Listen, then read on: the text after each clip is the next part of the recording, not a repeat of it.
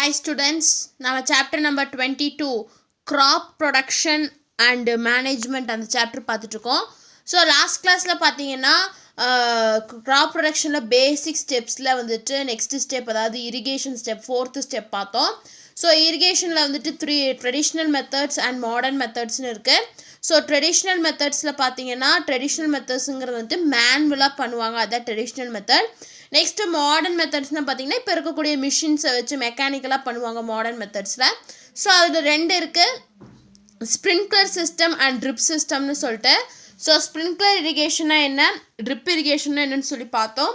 And லாஸ்ட்டாக weeding அப்படின்னா என்ன, அதாவது வந்துட்டு அக்ரிகல்ச்சர் ஃபீல்டில் இருக்கக்கூடிய நிறைய தேவையில்லாமல் இருக்கக்கூடிய செடியெல்லாம் வந்துட்டு எடுப்பாங்க, அதை தான் வந்துட்டு வீடிங் அப்படின்னு சொல்லுவாங்க. ஸோ அந்த அன்டிசைரபிள் பிளான்ட்ஸை வந்துட்டு வீட்ஸ் அப்படின்னு சொல்லுவாங்க. அதை நம்ம எடுக்கிறத வந்துட்டு அந்த அந்த வீட்ஸை ரிமூவ் பண்ணுறத அந்த ப்ராசஸ் தான் வந்துட்டு வீடிங் அப்படின்னு சொல்லுவாங்கன்னு சொல்லி பார்த்தோம். ஸோ அதில் வந்துட்டு நிறைய மெத்தட்ஸ் இருக்குது, அதாவது வந்துட்டு அந்த வீட்ஸை வந்துட்டு ரிமூவ் பண்ணுறக்கு நிறைய மெத்தட்ஸ் மூலமா ரிமூவ் பண்ணுவாங்க. ஸோ அந்த மெத்தட்ஸ் தான் இன்றைக்கி பார்க்க போகிறோம். ஸோ ஃபஸ்ட்டு மெத்தட் என்னென்னு பார்த்தீங்கன்னா mechanical method. This is the most common method in which weeds are destroyed physically. So ரொம்ப காமனான மெத்தட் எதுன்னு பார்த்தீங்கன்னா இந்த மெக்கானிக்கல் மெத்தட் தான். ஸோ இது வந்துட்டு ஃபிசிக்கலாக வந்துட்டு அந்த வீட்ஸை வந்துட்டு ரிமூவ் பண்ணுவாங்க. Hand pulling or weeding with the help of weeding hoe is the oldest and most efficient method of the controlling weeds. So அந்த மண்வெட்டியெல்லாம் இருக்குல்ல, ஸோ அந்த மண்வெட்டியெல்லாம் வச்சு அந்த மேனுவலாக வந்துட்டு அந்த வீட்ஸை வந்துட்டு ரிமூவ் பண்ணுவாங்க. ஸோ அந்த மண்வெட்டியை வச்சு வெட்டுறது வந்துட்டு ரொம்பவே ஓல்டஸ்டான மெத்தட். ஸோ ஆரம்பத்துலேருந்தே வந்துட்டு அதை வச்சு தான் வெட்டுறாங்க. ஸோ அதான் சொல்கிறாங்க ஹேண்ட் புல்லிங். ஸோ ஹேண்டில் அதாவது வந்துட்டு கையிலேயே அதை புல் பண்ணி அப்படியே பிடுங்கி எடுப்பாங்க. இல்லாட்டி வந்துட்டு weeding with the help of weeding hoe, அதாவது அந்த கடப்பா மண்வெட்டி இருக்குல்ல, ஸோ அந்த மண்வெட்டினால அதோட ஹெல்ப்னால வந்துட்டு எடுப்பாங்க. அதான் சொல்கிறாங்க it's the oldest and most efficient method for controlling weeds. அந்த வீட்ஸை கண்ட்ரோல் பண்ணுறதுல ரொம்பவே ஒரு எஃபிஷியண்ட்டான மெத்தட், அதே மாதிரி ஓல்டஸ்ட் மெத்தட். ஸோ இதான் first method, mechanical method. Next tillage method அப்படின்னா என்னென்னு பாருங்கள். It is one of the practical methods of destroying weeds of all categories. So இது என்னென்னு பார்த்தீங்கன்னா எல்லா கேட்டகரி, அதாவது வந்து எல்லா கேட்டகரிஸ் ஆஃப் அன்டிசைரபிள் பிளான்ட்ஸ் இருக்குல்ல, அந்த எல்லா கேட்டகரிஸையும் வந்துட்டு இந்த டில்லேஜ் மெத்தட் மூலமா வந்துட்டு டெஸ்ட்ராய் பண்ண முடியும். Weeds are buried in the soil and also exposed to sun heat by deep ploughing. இதில் என்ன பண்ணுவாங்கன்னு பார்த்தீங்கன்னா அந்த சாயிலில் உள்ளே இருக்கக்கூடிய வீட்ஸ் எல்லாம் என்ன பண்ணுவாங்கன்னா சன்னுக்கு வந்துட்டு எக்ஸ்போஸ் பண்ணுவாங்க. எப்படின்னா அந்த ப்ளஃபிங்கை நம்ம டீப்பாக பண்ணும்போது அடியில் இருக்கக்கூடிய அந்த வீட்ஸ் எல்லாமே மேலே வரும். ஸோ அப்படி வரும்போது அந்த சன்னில் அதை எக்ஸ்போஸ் பண்ணும்போது அந்த ஹீட்னால் வந்துட்டு அது டெஸ்ட்ராய்ட் ஆகிடும். அதான் வந்துட்டு டில்லேஜ் மெத்தட் தான் சொல்கிறாங்க. It is one of the practical methods of destroying weeds of all categories. Weeds are buried in the soil and also exposed to sun heat by deep ploughing. So deep-ஆ plough பண்ணுறது மூலமா இந்த வீட்ஸை வந்துட்டு destroy பண்ணுவாங்க. இதுதான் second method. Third method என்னன்னு பார்த்தீங்கன்னா crop rotation. In this method, proper rotation of crops is followed for controlling crop associated with parasitic weeds. For example பார்த்தீங்க அப்படின்னா ஒவ்வொரு க்ராப்பை வந்துட்டு நம்ம சோ பண்ணும்போதும் ஒவ்வொரு க்ராப் இது பண்ணும்போதும் சர்டைன் பிளான்ட்ஸ் வந்துட்டு அதில் வந்துட்டு க்ரோ ஆகும், அந்த அன்டிசைரபிள் சர்டைன் வீட்ஸ் வந்துட்டு க்ரோ ஆகும். ஸோ அதை ப்ரிவென்ட் பண்ணுறதுக்கு என்ன பண்ணுவாங்கன்னா க்ராப் ரொட்டேஷன் பண்ணுவாங்க. ஃபார் எக்ஸாம்பிள் இந்த சீசன் பிரிஞ்சால் போட்டிருக்காங்க, நெக்ஸ்ட் சீசன் வந்துட்டு டொமேட்டோ போடுவாங்க, நெக்ஸ்ட் சீசன் வந்துட்டு வேறு ஏதாச்சும் அதாவது வந்துட்டு கேபேஜ் அந்த மாதிரி ஏதாச்சும் போட்டு அந்த க்ராப் ரொட்டேஷன் பண்ணிகிட்டே இருப்பாங்க. ஒரே க்ராப்பை வந்துட்டு சோ பண்ண மாட்டாங்க, டிஃப்ரெண்ட் க்ராப்ஸை வந்துட்டு சோ பண்ணுவாங்க. ஸோ அது மூலயமாவும் நம்மள அந்த வீட்ஸை வந்துட்டு இப்போ அந்த அந்த க்ராப் கூட அசோசியேட் ஆகிருக்கக்கூடிய வீட்ஸை வந்துட்டு ப்ரிவென்ட் பண்ண முடியும். ஃபார் எக்ஸாம்பிள் பேடி ஃபீல்டு இருக்குன்னா அந்த பேடி ஃபீல்டில் சர்டைன் வீட்ஸ் மட்டும்தான் க்ரோ ஆகும். ஸோ அதை கண்ட்ரோல் பண்ணுறதுக்காக நெக்ஸ்ட்டு டைம் வந்து நம்ம வேறு க்ராப் போடுவோம், அதுதான் வந்துட்டு க்ராப் ரொட்டேஷன். நெக்ஸ்ட்டு பார்த்தீங்கன்னா summer tillage.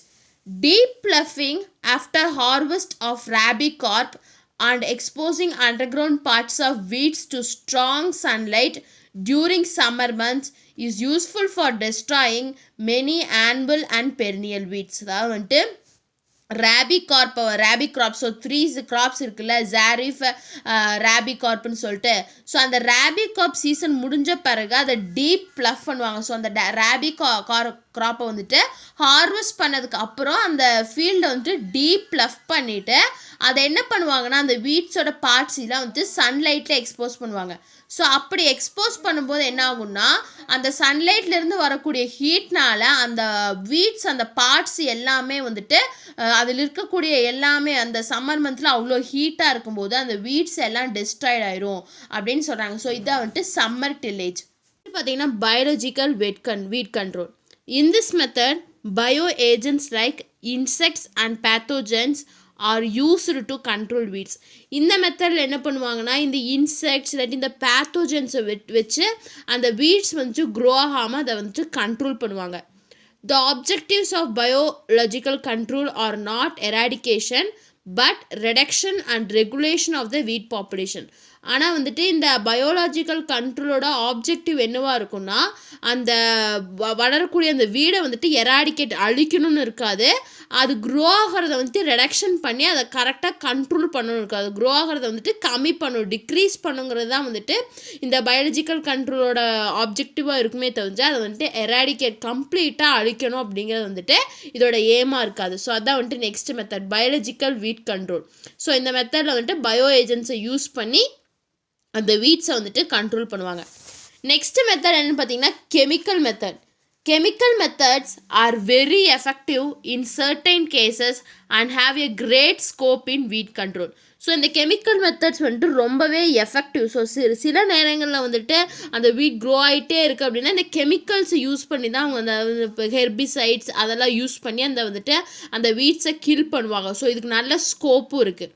The chemicals used for killing the weeds or inhibiting their growth are called herbicides. So இவங்க என்ன பண்ணுவாங்கன்னா என்ன கெமிக்கல்னா அந்த வீட்ஸ் க்ரோ ஆகிறத தடுக்கணும் இல்லாட்டி அதை கம்ப்ளீட்டாக கில் பண்ணணுங்கிறதுக்காக சில கெமிக்கல்ஸை யூஸ் பண்ணுவாங்க. அந்த கெமிக்கல்ஸ் பேர் என்னென்னு பார்த்தீங்கன்னா ஹெர்பிசைட்ஸ் அப்படின்னு சொல்லுவோம். These chemicals are mixed with water and sprayed over the crops. அது என்ன பண்ணுவாங்க அந்த கெமிக்கல்ஸை வந்துட்டு வாட்டர் இவ்வளோக்கு வந்துட்டு இவ்வளோ ரேஷியோ இருக்கும், அந்த ரேஷியோவில் அதை வந்துட்டு அந்த வாட்டரை ஊற்றி அதை டைல்யூட் பண்ணிவிட்டு அதை வந்துட்டு கிராப்ஸ் மேலே ஸ்ப்ரே பண்ணி விடுவாங்க. ஸோ அப்படி ஸ்ப்ரே பண்ணும்போது அந்த அன்டிசைரபிள் பிளான்ட்ஸ் தான் டிஸ்ட்ராய் ஆகிடும்னு சொல்கிறாங்க. ஸோ இதான் வந்துட்டு next chemical method. Next method பாருங்கள் இன்டிகிரேட்டட் வீட் மேனேஜ்மெண்ட்.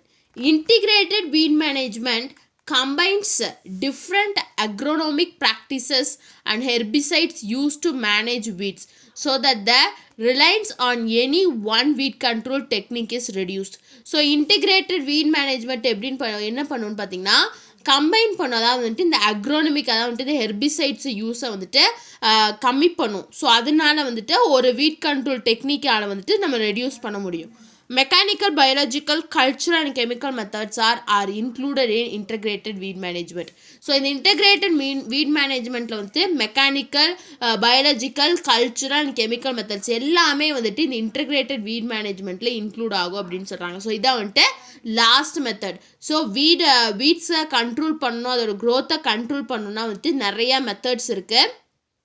ஃபஸ்ட்டு மெத்தட் பார்த்திங்கன்னா மெக்கானிக்கல் மெத்தட். ஸோ மெக்கானிக்ஸை யூஸ் பண்ணி ஃபிசிக்கலாக அதாவது வந்துட்டு ஹேண்ட் புல்லிங்கோ இல்லை வந்துட்டு அந்த ஹோவ் வச்சோ அதாவது அந்த மண்வெட்டியை வச்சு எடுக்கிறது மெக்கானிக்கல் மெத்தட்.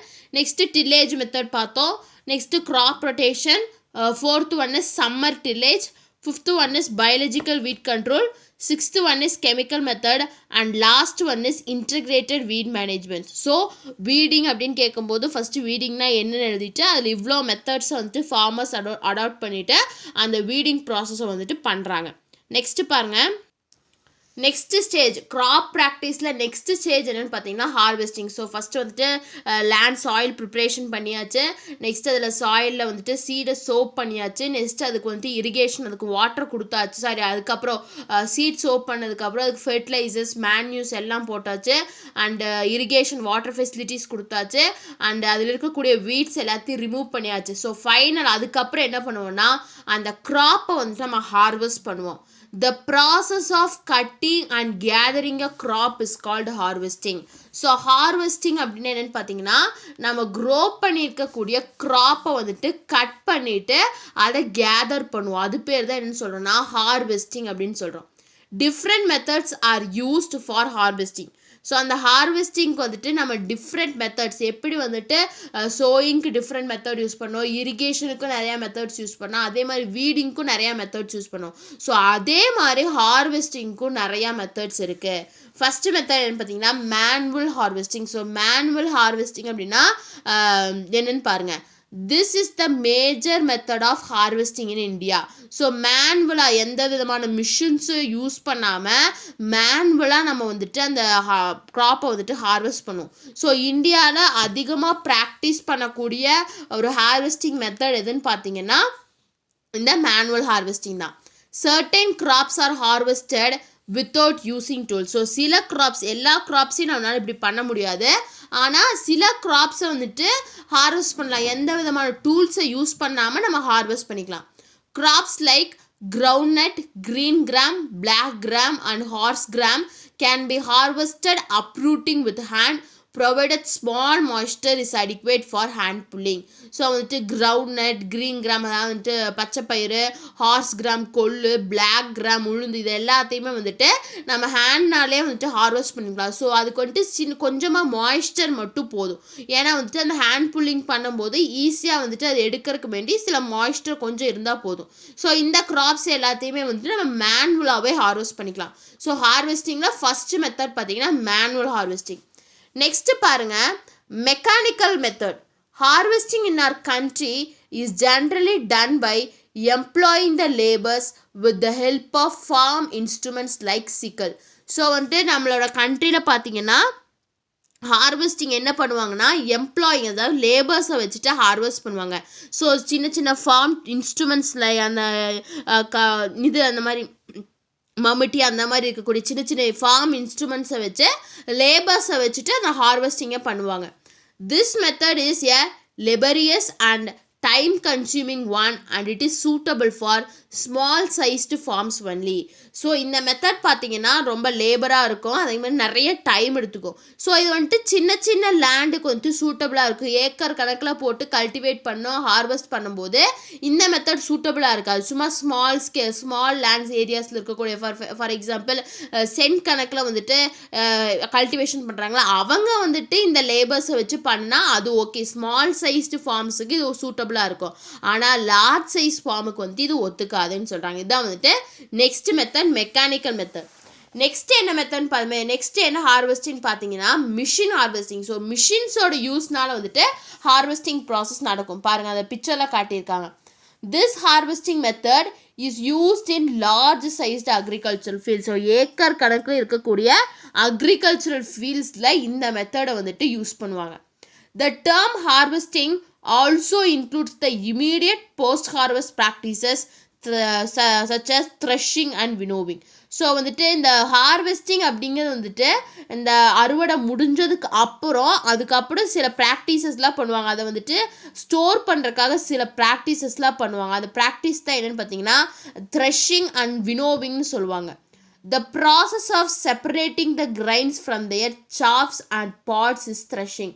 ஸோ த்ரெஷிங் அப்படின்னு என்னென்னு பார்த்தீங்கன்னா நெல் இருக்குல்ல, ஸோ நெல் வந்து நமக்கு எடுத்தோன்னே அப்படி கிடச்சிடாது. அது வந்துட்டு பிளான்ட்லேருந்து அதோட பாட், அதாவது வந்துட்டு ஒரு மேலே ஒரு மூடி இருக்கும். ஸோ அதை போட்டு அடிக்கும் போது தான் அந்த நெல் வந்துட்டு நமக்கு கிடைக்கும். அதைத்தான் என்னென்னு சொல்லுவாங்கன்னா த்ரெஷிங் அப்படின்னு சொல்லுவாங்க. அதான் சொல்கிறாங்க, the process of separating the grains from their chaffs or pods is called threshing. After threshing we must separate the grains from the chaffs. So threshing அப்புறமா கூட நம்ம வந்து ஒவ்வொரு அந்த கிரைன்ஸை வந்துட்டு அதோட சாஃப்ஸ் அப்படின்னா ஒரு லேயர் வந்துட்டு அந்த கிரைனை வந்துட்டு என்க்ளோஸ் பண்ணியிருக்கோம், அதான் சாஃப் அப்படின்னு சொல்லுவோம். ஸோ அதிலிருந்து நம்ம செப்பரேட் பண்ணணும்.